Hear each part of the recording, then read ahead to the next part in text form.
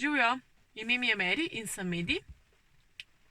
In duše so rekli, da je čas, da spet posnamem en video posnetek, tako da sem se odločila, da ga kar zdaj na hitro posnamem, tudi če je že tema zunaj. Moram pa dati en odgovor.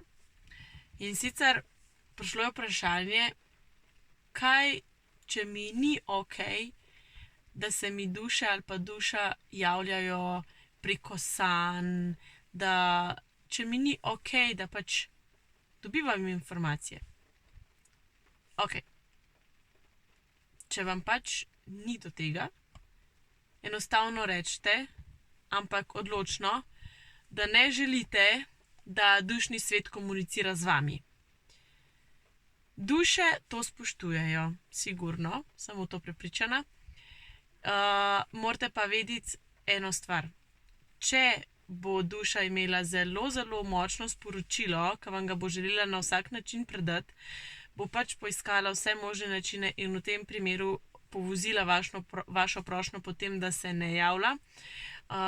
Zato, ker očitno je pač to sporočilo res nujno, da ga slišite. Če se vam to dogaja, potem vam priporočam obisk pri mediju, zato da se stvari razjasnejo, da duša pove, kar želi povedati, da dobite vi mogoče odgovor, ki ga nezavedno pošiljate v dušni svet, in potem definitivno se bodo stvari umirile, se bodo duše umaknile, in vi boste mirno spali.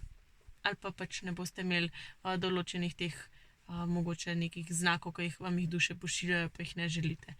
Tako da, dve opciji, se pravi, da sami odločno rečete, da ne želite, da dušni svet komunicira z vami, ukolikor pa je tukaj vztrajanje naprej, vidite, da očitno pač duša res želi nekaj povedati, pa obisk pri mediju.